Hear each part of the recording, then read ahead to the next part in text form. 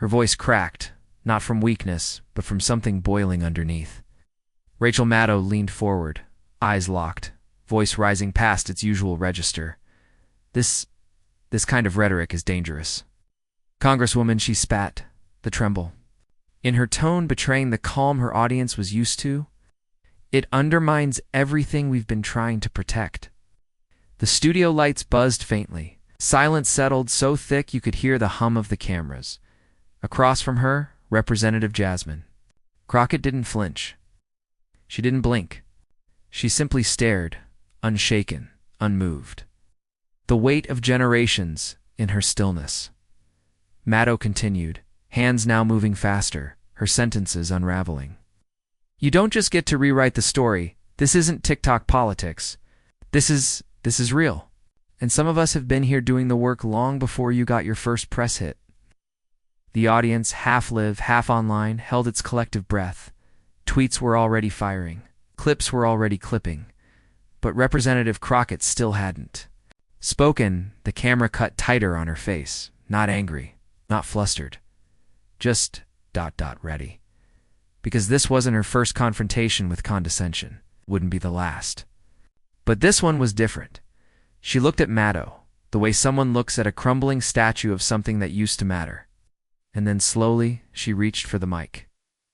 Rachel, she began, voice low but deliberate. You're not mad because... I'm wrong. You're mad because I didn't ask for permission. Studio audience stirred.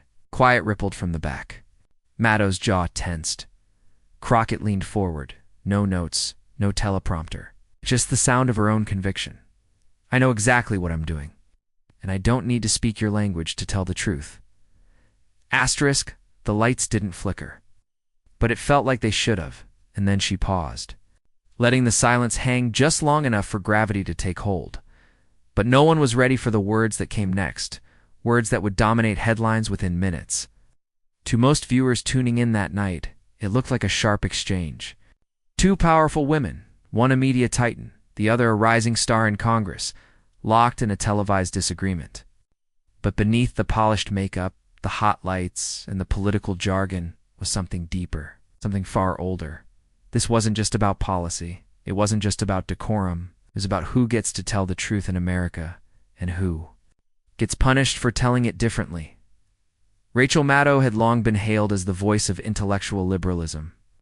Columbia Ph.D., Rhodes Scholar, MSNBC's crown jewel. She could take a 90-page federal indictment and turn it into a bedtime story. Too many, she was the firewall between sanity and chaos during the Trump years. But as the years went on, something shifted. Her commentaries became more emotional, less grounded. Her posture, once composed and professorial, began to tip into exasperation, especially when the world didn't behave the way she expected it to. And then came Jasmine Crockett, a freshman congresswoman from Texas with fire in her gut and receipts in her bag. No Ivy League pedigree, no MSNBC green room glow-ups. Just a voice that didn't flinch and a message that didn't bend. She called things what they were. She challenged hypocrisy on both sides. More importantly, she didn't wait for approval. That's what really made people nervous. Because Crockett didn't fit into the liberal establishment's neat little narrative. She wasn't soft-spoken, nor endlessly diplomatic. She didn't hide her cultural code switching. She let it breathe. She made space for it in the halls of power, and in doing so, she forced the institutions around her to shift or shatter. So, when she sat across from Maddow that night, arms folded, eyes steady, it wasn't just a clash of opinions. It was a collision between two visions of progress. One steeped in legacy, academia, controlled outrage. The other forged in real life. Struggle, generational fire, and unapologetic selfhood. The audience could feel it. You didn't need to understand every policy reference or historical callback. You just had to feel the way Maddow's voice shook. It's the way Crockett's didn't. And while some in the studio may have seen Maddow's outburst as passion, others recognized it instantly for what it was. A tantrum of control slipping away. Because Crockett wasn't playing the game. She wasn't asking for a seat at the table. She was flipping the whole damn table over. And that terrified people. In that moment, America wasn't watching two women debate. It was watching a referendum on whose voice gets to matter in the future, not the scripted, sanitized voice of the professional pundit, but the raw, real, and rising voice of a new era, the kind that doesn't get filtered through legacy media, the kind that doesn't need a fact check to feel true, the kind that speaks for the people who've been told to wait their turn since birth. That's why this moment mattered. Not because of what was said, but because of who said it.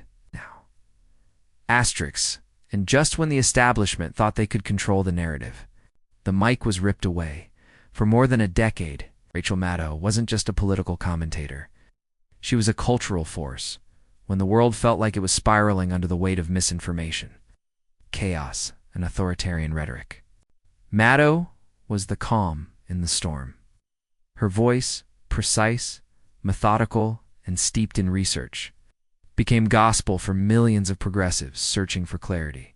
She didn't shout, she didn't pander.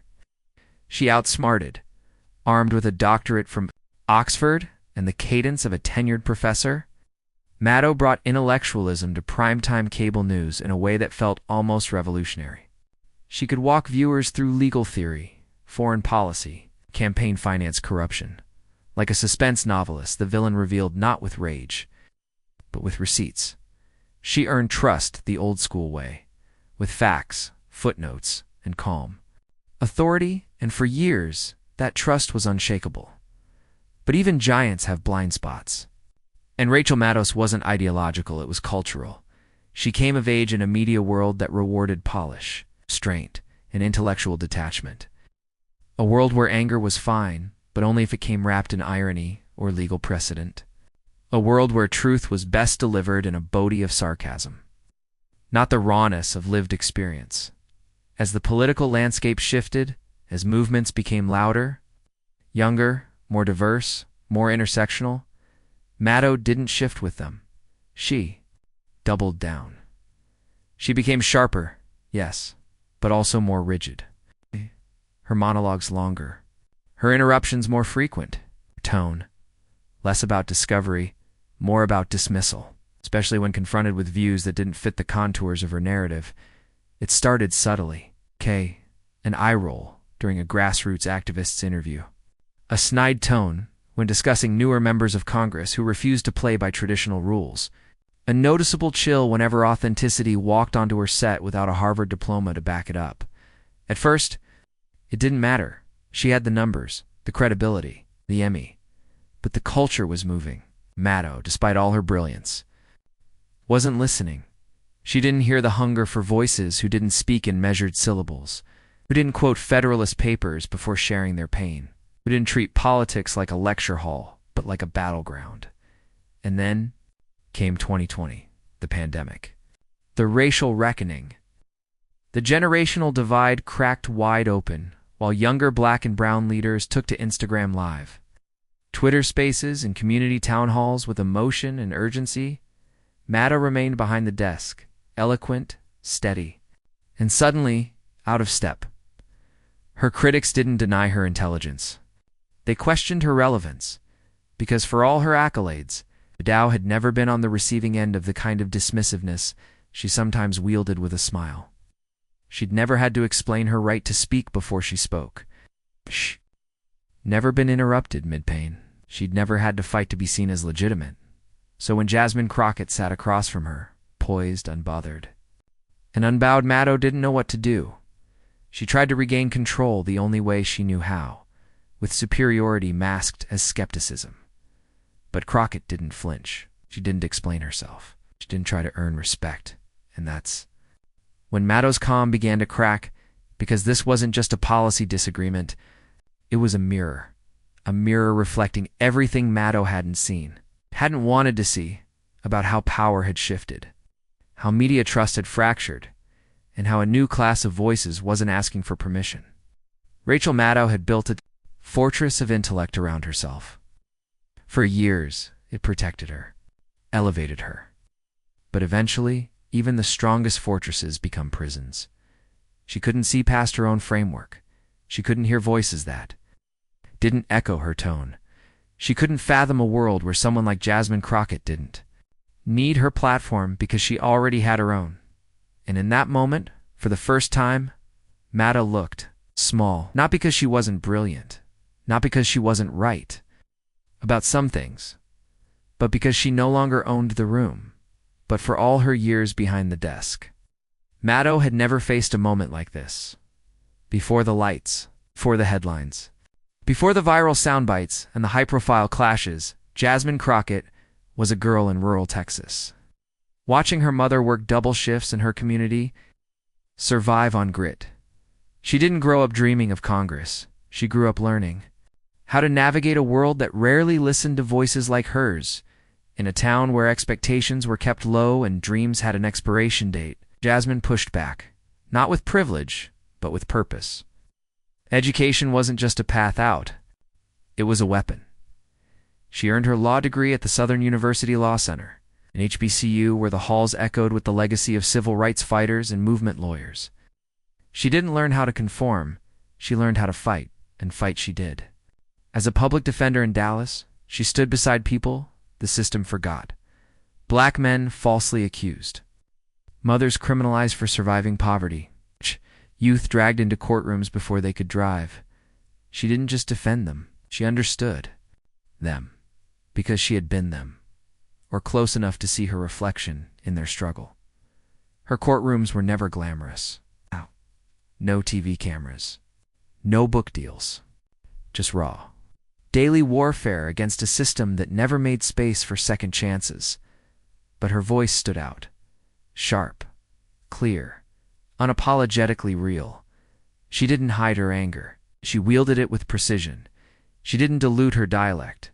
She let it breathe. Let it speak for the places she came from. And slowly, people began to notice.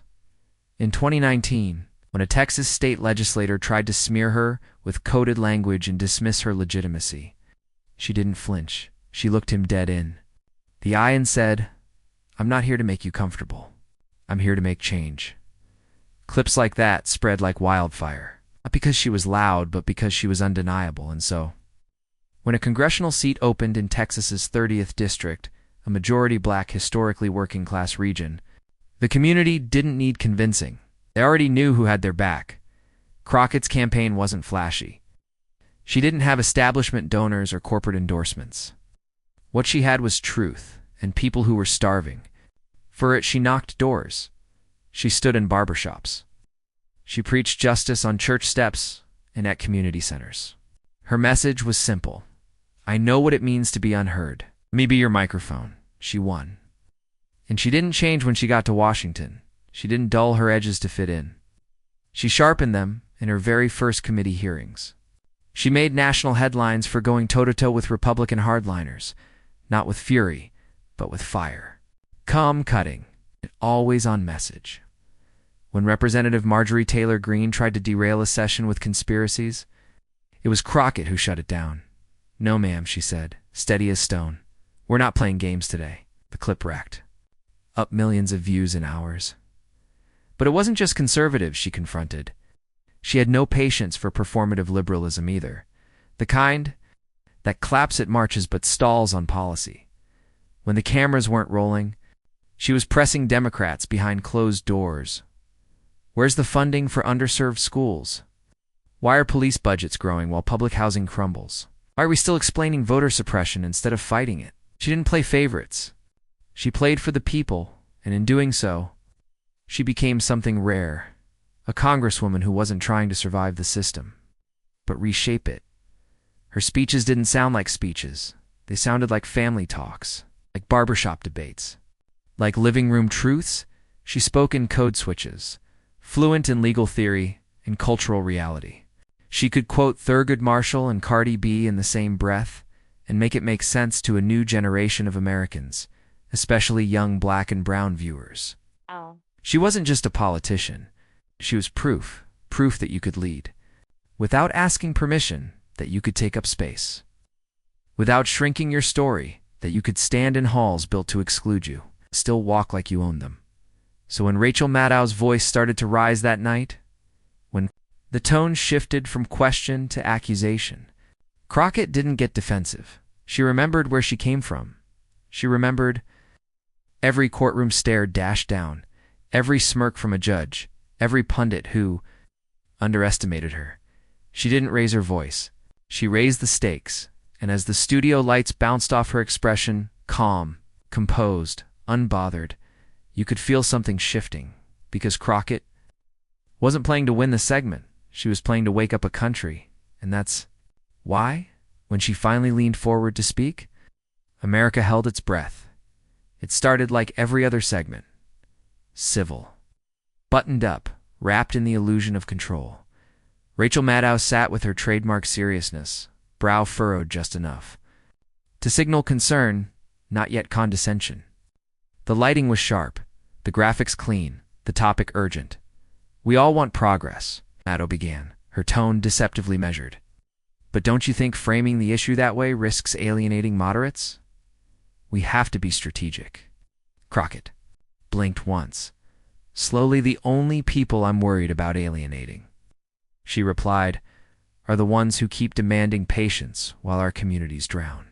A pause, not silence. Energy made inhaled sharply. She leaned forward. "Yes, but Congresswoman," she pressed, "language matters.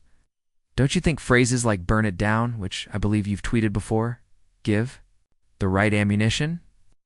The word ammunition landed with weight. Crockett didn't flinch. "You mean the right that already calls us radical when we ask for running water? Or the one that storms the Capitol in tactical gear and then tells us to tone it down?" It's a nervous chuckle from the control room. A sharp glance from Maddow. "Look," Maddow snapped. "I'm not the enemy here. I'm trying to keep this movement viable. You can't make policy out of protest." And there it was. The pivot from ally to gatekeeper. Crockett sat back, hands folded. The room stiffened. "I didn't come here to be protected from the truth," she said, her voice like flint. "I came to tell it." Maddow tried to interrupt, but that's Crockett raised a hand, just slightly, not to silence, but too steady. "Rachel, with all due respect," she said, "you've made a career out of explaining power. I live with the consequences of it." Her tone didn't rise, but her words did. "I don't need my activism translated. I don't need my urgency softened. I was elected by people who are tired of waiting for acceptable phrasing while they bury their kids and their dignity." Maddow shifted in her seat. She glanced off camera. The producers were signaling. Time was slipping. Control was bleeding. "But if you don't speak to the center," Maddow pressed, now visibly rattled, "you lose the country." Crockett turned, just slightly, her gaze steady as stone. "What center?" she asked. "The one that watched George Floyd die on camera in debated tone? The one that lets billionaires dodge taxes but scolds black women for being too passionate in committee hearings?" A visible ripple moved through the studio. Maddow opened her mouth, closed it. Asterisk this. Wasn't the script? This wasn't the cadence she was used to. This wasn't a soundbite. It was a reckoning. And Crockett wasn't performing. She was declaring. "You keep asking me to worry about how my truth lands on people who've never had to live it," she continued. "But I won't, not anymore." Now, the silence was complete. Maddow stared, expression tight, jaw clenched. "You don't have to like my delivery," Crockett said, "but you will hear my message." And then, just for a second, something in Maddow's face broke. Not just frustration, but fear, not of Crockett, of irrelevance, of realizing the conversation had evolved and she hadn't. The camera panned between them, tension now electric. And that's when Jasmine Crockett leaned forward, voice calm, but carrying every weight that brought her here. And then, with one sentence, Crockett changed everything. For a moment, it felt like the room had stopped breathing. Asterisk Rachel Maddow, usually the one with final word, was silent. Her signature coolness cracked. No monologue, no pivot, no witty rejoinder.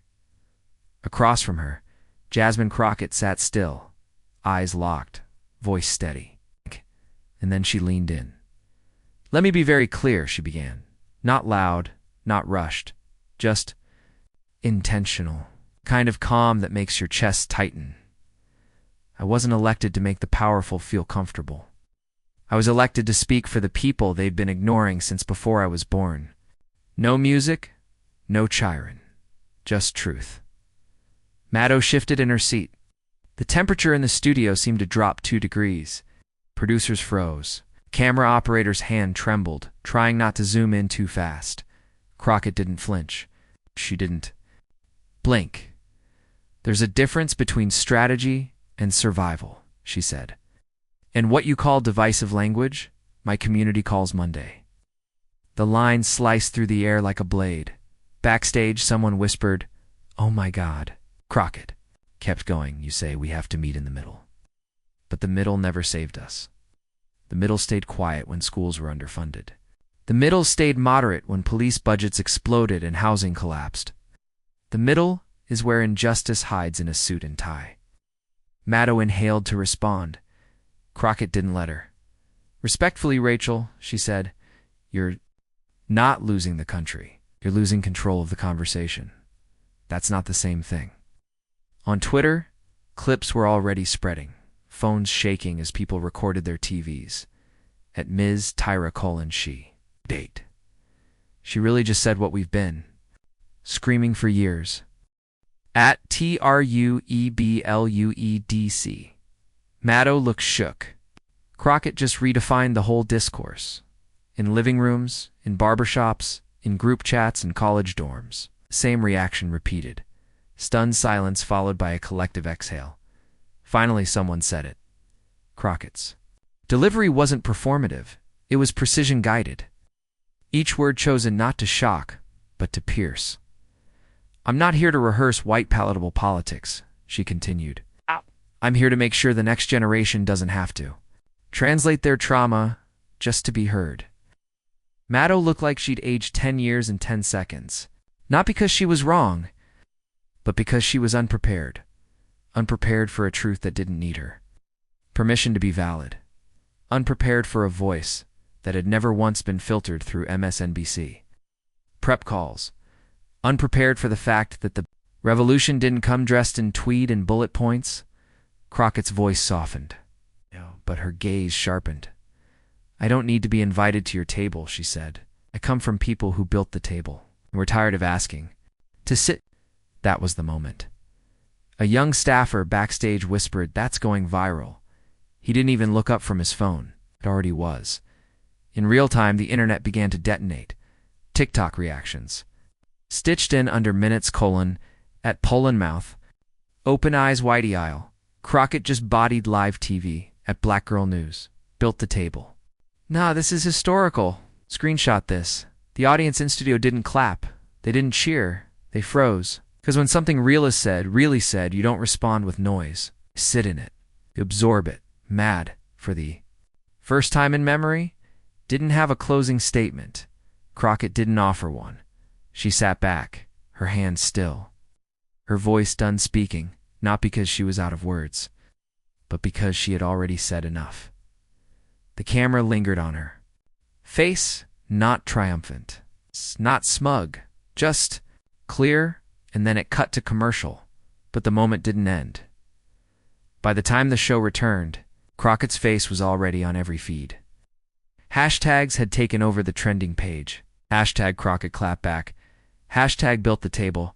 Hash let me be very clear. Her team hadn't planned this. They didn't need to. The people did it for them. The line was already being quoted in classrooms, posted by celebrities, cited by activists. Let me be very clear. It wasn't just a phrase. It was a rupture. A tear in the carefully curated curtain of liberal media. Civility. Reminder that truth doesn't always come with a press kit. Sometimes it shows up in braids, with courtroom scars, and a tone that refuses to shrink. And Maddow? She sat quietly for the remainder of the segment. She nodded. Thanked the Congresswoman. But the power had already shifted. The center of gravity had moved. What was once a guest appearance had become a generational statement. And in one sentence, Jasmine Crockett did more than win a debate. She cracked open the myth that truth only sounds credible when it comes from a certain mouth, a certain cadence, a certain kind of calm. She proved that clarity doesn't require translation. And that's when the internet and the country exploded. The clip didn't just go viral, it detonated. Within 15 minutes of the segment airing, #Crockett clapback was the #1 trending hashtag in the United States. By the hour mark, it had leapfrogged into global trends. TikTok reaction videos were already pouring in wide-eyed duets, stifled screams, captions like "I've watched this 20 times and I still get chills." The moment had escaped the studio and entered the bloodstream of the internet. And it moved fast. Screens lit up across the country. Phones buzzed on kitchen counters. Text chains ignited. Anti-group chat, "Baby, she ate that. Somebody put that on a t-shirt." College Slack channel, "Jasmine Crockett just ended media gatekeeping in 3 minutes. I've never seen Maddow speechless before. Damn." And on Twitter, it was pure combustion, @TruthBombBZ. Jasmine Crockett just did what journalists should have done years ago. Confront the elite, not cater to them. @BLKPOLITICQUEEN. This is what leadership looks like. Not polished. Not pandering. Just powerful. At Neon Lift, Crockett didn't raise her voice once. She let the truth do all the screaming. TikTok stitched the moment into everything: remixes, edits, cinematic music scores. One user layered Crockett's "I come from people who built the table" over images of civil rights marches, courtroom showdowns, and protest footage. The sound was saved over 250,000 times in a day. And then came the memes. Crockett, seated, calmly under fire, compared to the iconic "This is fine dog," except the flames were elitism. And she was holding a voter registration form, another viral image showed. Maddow's stunned expression with a caption, "When the guest turns out to be the moment." Mainstream outlets scrambled to respond. CNN aired a segment called "When Commentary Meets Confrontation." The Atlantic published a think piece titled "The End of Pundit Privilege." Some anchors tried to do damage control. Maddow's MSNBC colleagues praised her grace under fire, while quietly omitting any reference to the exact exchange. But Gen Z and millennial viewers weren't buying it. They weren't interested in grace. They were hungry for accountability, and they saw in Crockett something they'd been waiting for. Someone who didn't just break through the noise. She commanded silence. The moment felt seismic, because for so long, progressive politics had been filtered through a narrow lens, intellectual, performative, coded for elite approval. Crockett had thrown that lens across the room. She didn't just speak for people, she spoke as them. And that made her dangerous to the establishment.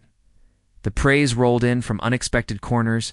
Beyoncé's publicist liked the clip. Ava Stovernay tweeted, "What Jasmine Crockett did tonight wasn't just political. It was cultural, it was generational. It was necessary." But not everyone was clapping. Traditional pundits, still reeling from Maddow's visible unraveling, quietly pushed back. Op-eds began to surface suggesting Crockett's tone was divisive, too combative, risky. The same coded critiques used for decades to muzzle power when it wore braids and refused to bow. But this time, it didn't land, because the people had already chosen. And their reaction wasn't academic. It was personal. On Reddit, "I've never felt seen on national TV like I did tonight. She didn't just speak truth to power. She reminded us that we have power too." In community centers and college quads, people watched the clip like it was testimony. Teachers played it in civics classes. Pastors quoted it from the pulpit. "She didn't flinch," one preacher said. "She told the truth with her whole chest." And still, as the attention mounted, Crockett stayed quiet. No victory lap. No reactive tweets. Just a pinned post. Truth doesn't need permission, JC, but the silence only made the impact louder, because what she had said and how she said it had hit a nerve, not just with her base, not just with black and brown viewers. With anyone who had ever felt dismissed, spoken over, or packaged for someone else's comfort, she had shown that dignity doesn't require dilution. That leadership isn't about who speaks first, it's about who's still standing when the noise ends and people were watching. Closely, even some lawmakers took note. A quietly worded memo made its way through congressional inboxes. Asterisk, Expect more from Representative Crockett. The base is listening. This moment wasn't about one exchange or one interview. It was bigger because when Crockett leaned in and said, "I come from people who built the table," she wasn't just delivering a clapback. She was issuing a challenge to every newsroom, to every party leader, to every voter still waiting, for someone to speak in a language they didn't have to decode. But as the dust settled, a deeper truth was emerging, one that would force everyone to take sides. The world had witnessed a spectacle, a clash of voices, a battle for narrative, control. But what lingered long after the cameras switched off wasn't noise.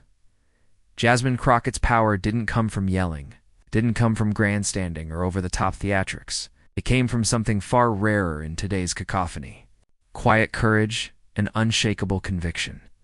In a time when politics often feels like a contest to see who can shout the loudest, Crockett reminded us that true strength is measured in resonance, the kind that echoes long after the moment has passed.